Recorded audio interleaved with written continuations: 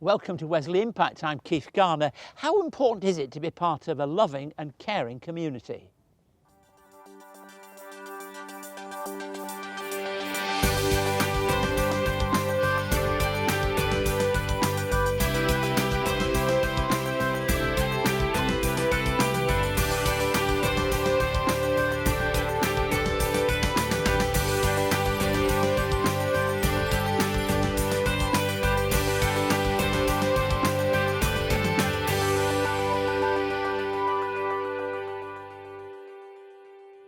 Today I'm at Alan Walker Village in northwestern Sydney. It's a beautiful setting. It's one of the 3 retirement villages that we operate at Wesley Mission.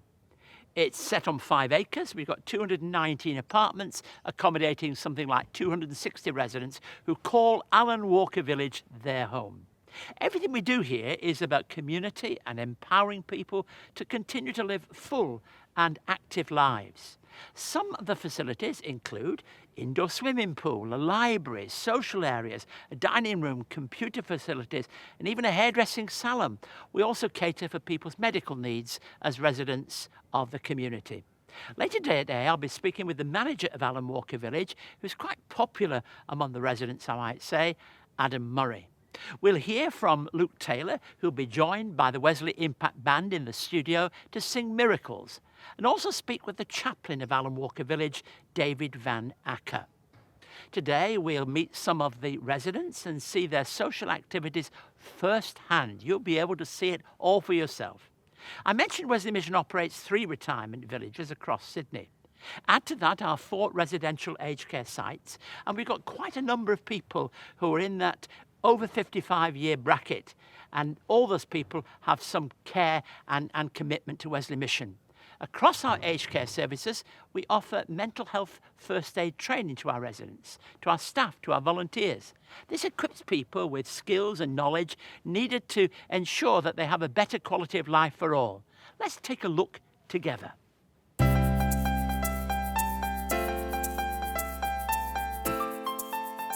It's an absolute joy to be with you this morning, and particularly to have the opportunity to have a look firsthand at some of the services provided by Wesley Mission.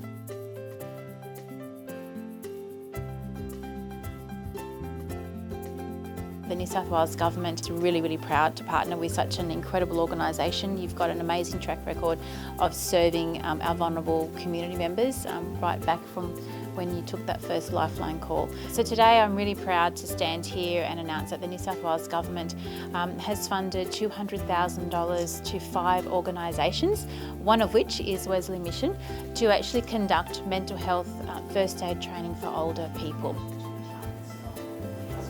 Mental health first aid essentially is equipping people with the skills and the knowledge to understand what you need to do to support someone who might be at risk of developing a mental health issue, might already have an existing mental health issue, or maybe experiencing the worsening of a mental health issue, or potentially being in crisis. So it's basically giving the skills and information to ensure that someone understands how they might be able to support someone, and that's where training and certainly mental health first aid can come into it and be really good at sort of educating the community and other people who are either workers or carers. Working with older people, issues like depression, anxiety come up a lot, isolation and loneliness. But there's also a lot of stigma that we've got to combat. And when you think about it, 50 years ago, we didn't have a language around mental health, so it's important to start finding creative ways to talk about mental health that helps reduce the stigma as well. And I think the older person's mental health first aid course will help open that conversation to help people feel more comfortable to discuss these issues and reach out and ask people, some simple questions that could end up saving a life. I think it's important when we talk about mental health in general, it's about just looking after yourself the same as you would your physical health. So people see me when maybe, depression, anxiety, those clinical disorders that we do talk about, but it's also things like everyday stress that we have to cope with and the issues like adjusting to life. When we get older, there's a lot of big changes that you go through and lots of huge adjustments. So it doesn't have to be a clinical diagnosis to reach out and talk to someone. I think at the most basic level, self-care is really, really important, and that's a term people in the mental health field talk about a lot, and that just means making time for yourself. Make sure you do things that you enjoy. You can't give if you're not well yourself.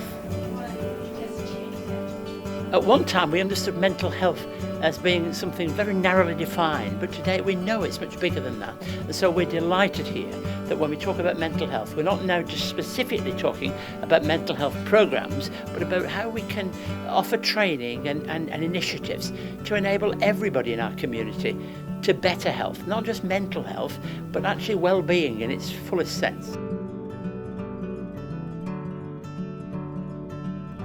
If you would like to learn more about Wesley Mission, visit wesleymission.org.au. You can find help in our community services, connect with our church and congregations, discover a volunteer role that suits you, stay up to date on the latest news and information, donate to support our work, and help make a positive difference in your community. You can also connect with us on social media and subscribe to receive the latest news and information about Wesley Mission directly into your inbox. Visit wesleymission.org.au. I'm looking forward to the role of our mental health first aid training across Wesley Mission throughout the year. If you'd like to know more about it or any way in which we can help in this area, please don't hesitate to contact us by visiting our website and be in touch. The details are on the screen now. Contact us if we can be of help with you or a loved one in any way. We're always there to help whenever we can. I mentioned earlier that here at Alan Walker Village we have over 260 residents who live on site.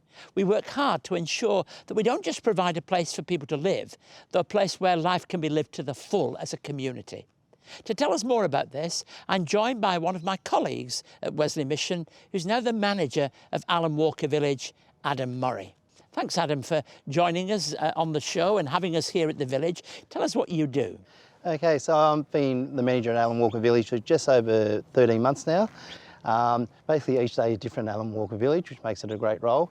I'm here to basically make the best possible home for the residents that live at Alan Walker Village. And are you enjoying it? I am, so much. What do you enjoy most about it? Every day is different. So one day I could be liaising with the residents committee, the next day dealing with some constructions of our new units, and most of all just interacting with the residents. It's not just 260 people living their life in their own private home and having no sense of belonging. Tell us about what you understand by the community here. Yeah, the community is vital, and that's why most people will move into a retirement village to be part of that community. We have neighbours who look after other neighbours. We have a lot of social events that come here to help build that community. We have social committees, we have bus outings, everything to help people feel a part of the community within Alan Walker Village. So it's a real slowdown, nobody does anything when they come to a village like this? Quite the opposite. Yeah, there's always some activity happening, from pool sessions to croquet on the lawn, out to bus trips and weeks away. But people don't have to do that. It's something that they choose to do, isn't it, to really enjoy the community? Yeah, that's correct. How important are those activities for residents? I think they're vital. It helps people get out of their unit. A lot of people obviously love social activities, and the residents that don't want to participate still like to know that they're happening, so if they have a choice to go out, then they have that choice, which is great. And what do you most get out of the job? I think what I get most out of the job is knowing that I'm making a difference to the residents' homes. At the end of the day, this is their home. I get to go back to mine, and anything I can do to improve their home is what I get out of the role. Do you see people change when they come into a village like this? Yeah, most definitely. So we see a lot of people getting more involved in the community aspect, which is great. Obviously, as people's health kind of declines a little bit, we see them get more support in as well. But we definitely see a lot more people coming in, engaging in different parts of the community, from the residents committee to different social groups and things like that. I mean, I don't mean to sound flippant about this, but it's also a sense of fun, isn't there, about the place? When I come in here, I'm very conscious that people enjoy being here, and some people start to give leadership themselves. Oh yeah, definitely. So we have all sorts of different groups forming, just randomly. For example, we've got our shuffleboard group that's just popped up and got really active. You walk past there on a Saturday, you hear a lot of laughter and a lot of yelling out, and they're very competitive as well. Compared to different groups, that's really good. I mean, there's nothing more aggressive than shuffleboard. No, that's right. It gets pretty serious. A lot of things are said about aged care, and it's very much a focus of people's lives at the moment. I think there's a danger in talking about aged care in negative terms, isn't there? Which is one of the reasons I don't do that, because I think this can add quality to people's lives. I think I even perhaps go further and say it probably lengthens some people's lives, doesn't it? Oh, it does, I believe so. Yeah, aged care can have that negative aspect. You know, we're basically a community. That's how I see it. We have different residents with different health needs, but we also have in-house services that helps with those needs, such as a new clinic that we've just built. We have doctors that visit us weekly, podiatry, physio, anything to help promote that. Yeah, I mean, it's a place that often has people downsizing to come into the village, and that can be a challenge, can't it? It can. A lot of people have big 4 or 5 bedroom homes coming into a 2-bedroom unit. It's a big change for them. A lot of residents are excited by that change. It gives them a good reason to buy new furniture and buy the TV that they want and set up that way, but it is a big change, and there's a lot of obviously memories. A lot of residents have come from around the Carlingford area that have been in their homes for 20, 30, 40 years, so it is a big change. So they might go to the same shops and meet some of the same people. Look, Adam, thanks for sharing a little bit about your role here at Alan Walker Village and allowing us to have a peek into people's lives here without being intrusive. I mean, that's the trick for us whenever we go anywhere, to want to do that. And looking to the future, what do you see good about the future at Alan Walker Village? Yeah, very exciting coming into the future for the Alan Walker Village. We've got a lot of works happening at the moment, a lot of capital works. We've also got, as I mentioned earlier, a lot more groups starting to pop up, so a lot more social activities and just really building on that community feel of the village. Well, thanks, Adam. It's been great to have Adam on the show. Stay with us, and later in the programme, I'll be speaking with the chaplain of Alan Walker Village, David Van Acker, and find out more about the social and community activities among our residents. But first, welcome back in the studio, Luke Taylor and the Wesley Impact Band to sing Miracles.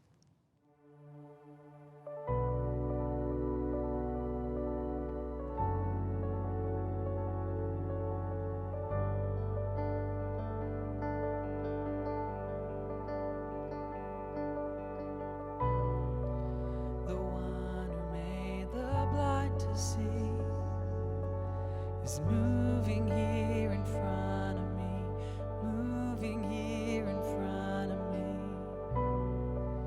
The one who made the deaf to hear is silencing my every fear, silencing my every fear.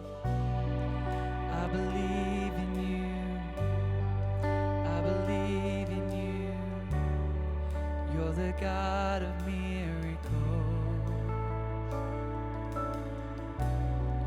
I believe in you, I believe in you.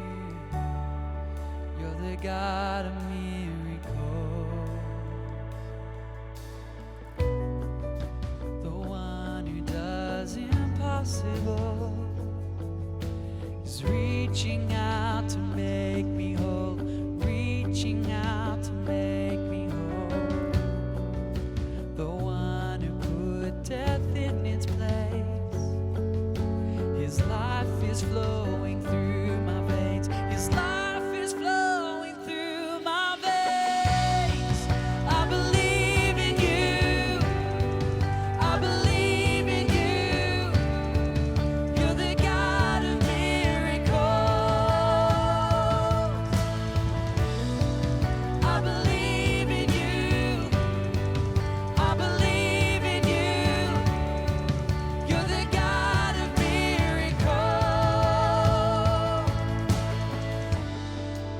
The God who was and is to come. The power of the risen one. The God who brings the dead to life. You're the God of miracles. You're the God of miracles. The God who was and is to come. The power of the risen one. The God who brings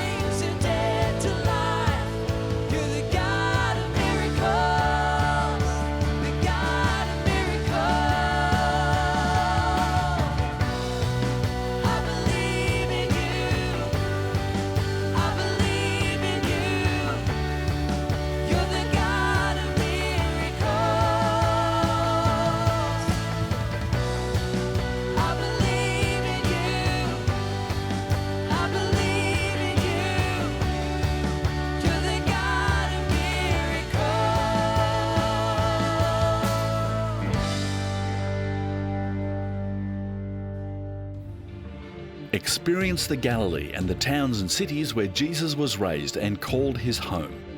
Capernaum, Nazareth, Tabgha, Magdala, Caesarea Philippi, Bethsaida, Tiberias, and of course the Sea of Galilee all feature in this 6-part series as Keith Garner explains the first century context of biblical events. Jesus was born during a time of change in the political and economic leadership of this region. Fishermen around a lakeside was really one of the big businesses. Why Jesus? Why didn't people ignore him? Why did they take him seriously? And what are the questions we should be asking today if we're going to take Jesus seriously? The Man of Galilee is available now and comes with a study guide for leaders, small groups and individuals. For more, visit wesleymission.org.au. From the beautiful grounds here at Alan Walker Village, I'd like to share some thoughts from Luke's Gospel with you today. Timing is so very important. We know that when we're making films of this kind. But we know that here is a very important timing because we're told it's 8 days precisely after Jesus issued the call to take up and follow Jesus Christ. Luke is unique in putting the context in the place of prayer as opposed to any other time. The disciples were sleeping, so it might have happened at night. So it might be 8 days afterwards in a place of quiet where they're praying, and also when it's night. So let me read to you the words from Luke chapter 9, verses 38 through to 28, through to 36. About 8 days later, after Jesus said this, he took Peter, John, and James with him and went up onto a mountain to pray. As he was praying, the appearance of his face changed, and his clothes became as bright as a flash of lightning. 2 men, Moses and Elijah, appeared in glorious splendor, talking with Jesus. They spoke about his departure, which he was about to bring to fulfillment at Jerusalem. Peter and his companions were very sleepy, but when they became fully awake, they saw his glory and the 2 men standing there with him. As the men were leaving Jesus, Peter said to him, "Master, it's good for us to be here. Let's put up 3 shelters, one for you, one for Moses, and one for Elijah." He didn't know what he was saying. While he was speaking, a cloud appeared and covered them, and they were afraid as they entered the cloud. A voice came from the cloud saying, "This is my son whom I have chosen. Listen to him." When the voice had spoken, they found that Jesus was alone. The disciples kept this to themselves and did not tell anyone at the time what they had seen. Moses and Elijah appear in the vision, and they represent 2 very important things. They represent both the law and the prophets of the Old Testament. One is, if you like, the one who gives the law in Moses, and one is one of the major prophets. So they speak very powerfully with a Jewish background of religion. And the cloud of God's presence envelops them as they hear a voice. And this voice is so very, very important. It's the same voice that is heard at the baptism of Jesus. And now we hear it at this moment of revelation. "This is my son in whom I am well pleased." Now, we don't talk about this a lot, but we know that cosmetic surgery is very popular amongst very many wealthy Australians. And many people have facelifts. You can tell I haven't, but many people do. And there's no doubt that there is here what I want to call the ultimate facelift or faith lift, as they come into the presence of Jesus and there's this marvelous experience that happens. It's no wonder that the disciples were taken aback and shocked by the experience that is there. But it's an important one for us to learn about. It's about transformation. Transformation is important. This whole incident is often known as the transfiguration of Jesus. And it's such an important thing to do, to recognize that people's lives are changed. For me, it's about transformation. A transformation that comes to these disciples, to those present as they're in prayer. It's a transformation of Jesus. He is transfigured. He is changed before them. It's that word transformation that really is such an important one. It's a bit like the grub that eventually becomes a beautiful butterfly, a complete and utter transformation. And it's this vision that comes alive for them. I've no doubt that these disciples would remember these moments for the rest of their lives. And on the edge of Lent, and we begin that journey as we climb toward Easter, it's good to catch a vision of Jesus Christ. For we are changed as we are able to look at Jesus Christ, as we're able to catch a vision in our own lives of what he has to say to us. In this village, people's lives have changed, as Adam has said, as they become part of a community. For Christian people, we are changed when we recognise our sense and life in terms of Jesus Christ. May God bless you as you begin to seek that way and that journey, which is always a way of transformation. If you would like to contact Keith and find out more about today's program, write to us at Wesley Mission, Post Office Box A 5555, Sydney South 1235, or you can send us an email to impacttv@wesleymission.org.au. On our website, you can catch up on past episodes of Wesley Impact, find out more about our work, read online magazines and articles, and connect with us on social media. You can also connect through Keith's blog and stay up to date on all the latest news and information from Wesley Mission, wesleymission.org.au. In today's episode, we've talked about some of the mental health first aid training and the community feel and some of the social activities that we provide here at Alan Walker Village. And I'd like to speak about the spiritual care, if you like, we provide to our residents as well. To do this, I'm joined by our chaplain here at the village, David Van Acker. Thanks, David, for joining us on the show. What does it mean, a chaplain? I mean, if somebody's joining us and say chaplain, what does that mean? Well, chaplain is essentially someone who looks for opportunities to come alongside people. Has a spiritual bent from my perspective. Yes. I'm certainly trying to bring into people's orbit the Lord.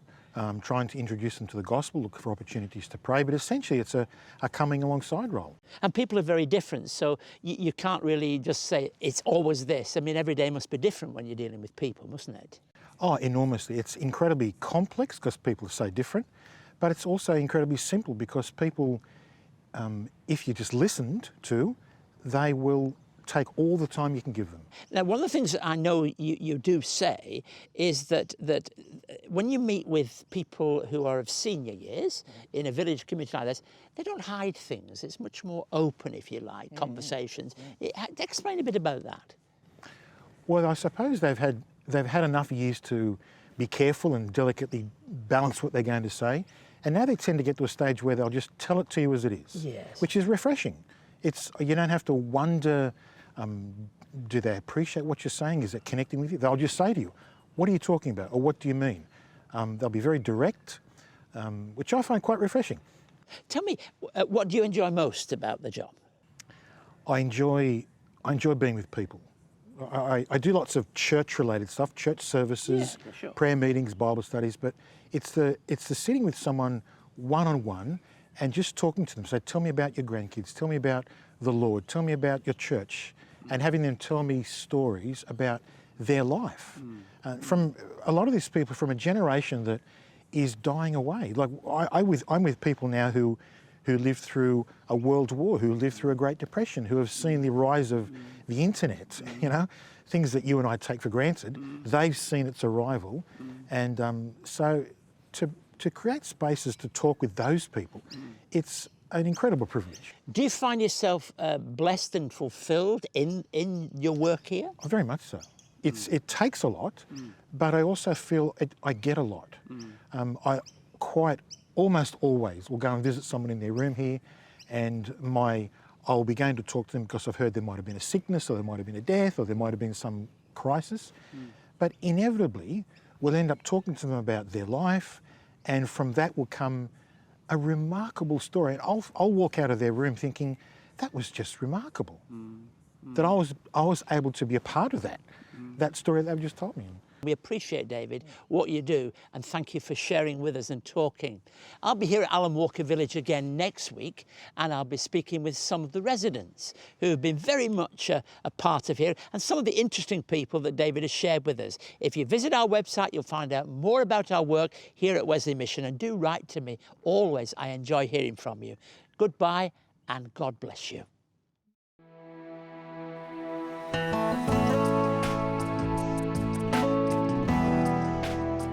Wesley Mission walks alongside people of all ages struggling with homelessness, addictions, mental health issues and financial stress.